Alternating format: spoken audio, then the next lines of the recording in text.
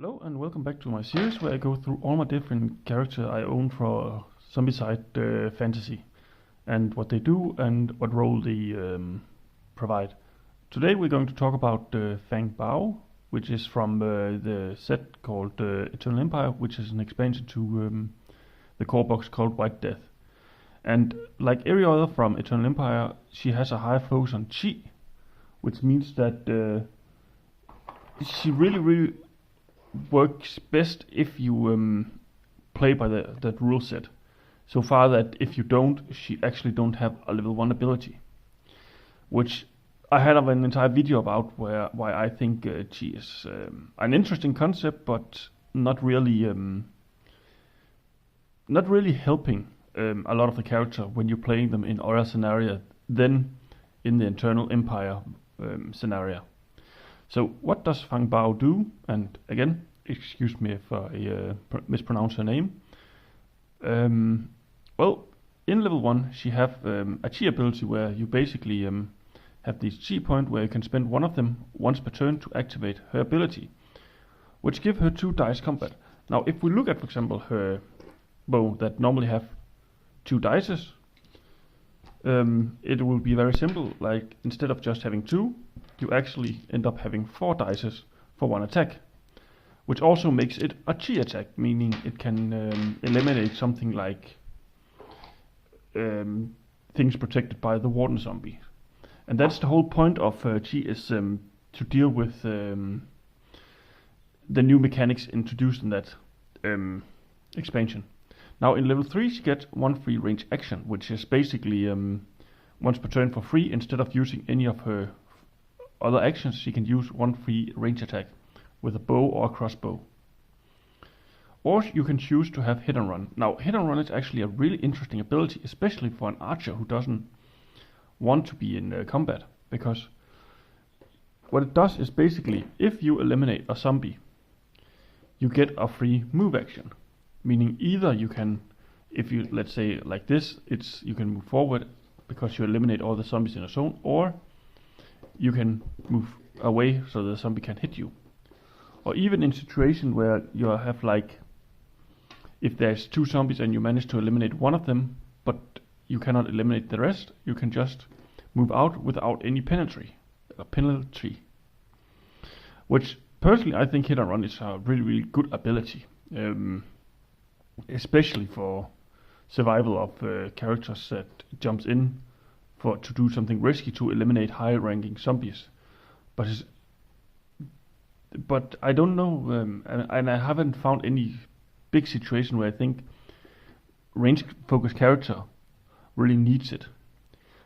That being said, up until now she actually can go full melee, but I'll get to that when we're going through all her skills. Now in level 4 she can get +1 to die. So again, if we take the bow where she have 2 dice normally, she will just have 3 dice permanently. Meaning if you use her level 1 skill and spend 1 chi point, you can come up and hit for 5 dices with a 2 dice weapon.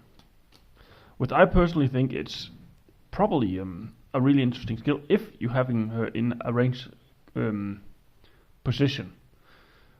But her 2 other skills I actually think a little better. Now, 1 free combat action is basically 1 free magic attack, or free melee attack, or free range attack, which is basically a kind of an upgraded version of 1 free range action.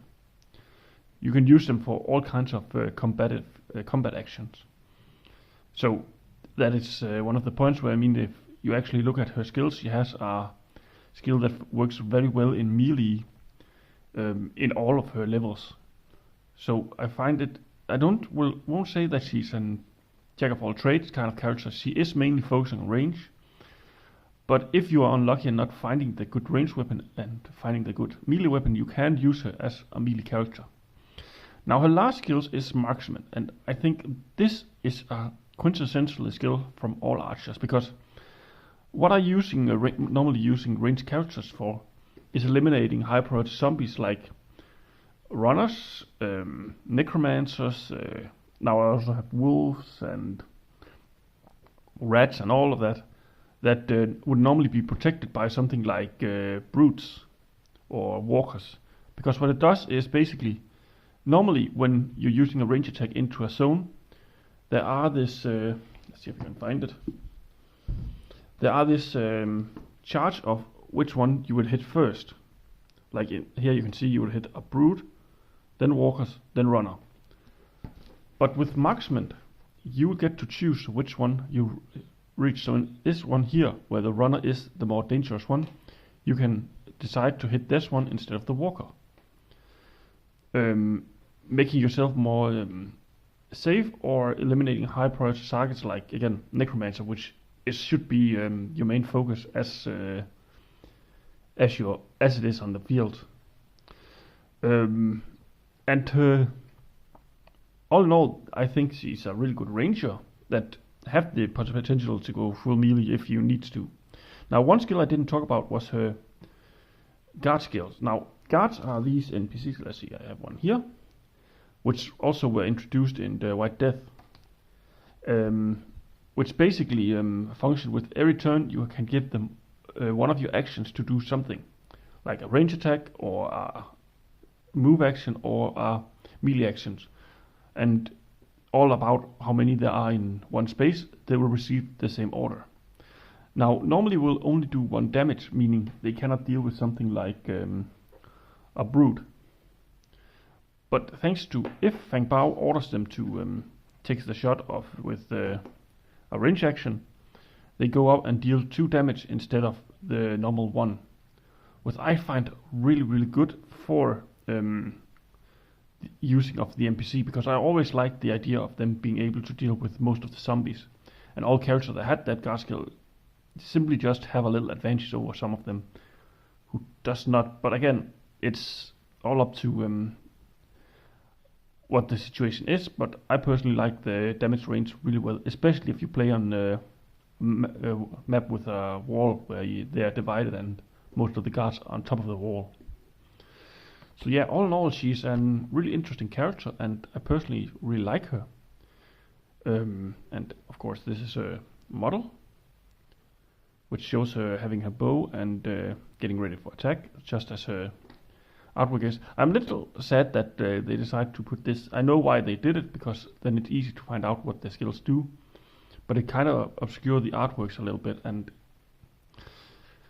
yeah, I don't think it's a big deal in general, because it's just a cool.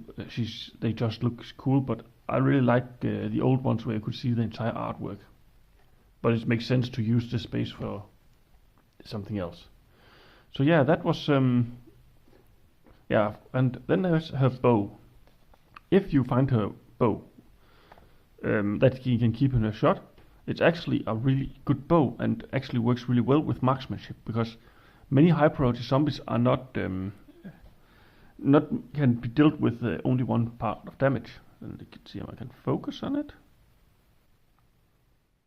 Yeah, and as you can see, it will do, and it has a range on 1 to 3, so she cannot use it in a melee action, but she can actually manage to hit something from basically all the way over here. Which, if I had a map piece here, 1, 2, 3, she could hit them. So in general, they shouldn't be able to get close to her unless you are playing on a very tight map where a lot of corners and a lot of buildings. Now, her number of dice would normally be 2, but if you spend again a chi once per turn, it's a chi.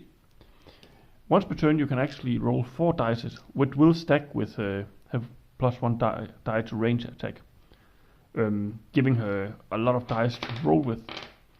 And then one of the most important thing is it hits on a 3 and above, which means if you hit 3 or higher, you will hit the enemy, meaning it's a little easier to hit with bows than it is to hit with most melee weapon. But it does only do 1 damage, so it cannot deal with brutes and fatties. So while it is a good sniper bow, it is really held back by that 1 damage to its power. But all in all, I really like Fengbao, and again, when you're playing her in the Eternal Empire campaign, she is really good. It's when you take her out of the campaign, you really feel like the chi skill isn't really that interesting. So yeah, I hope you enjoy and have a nice day. Bye.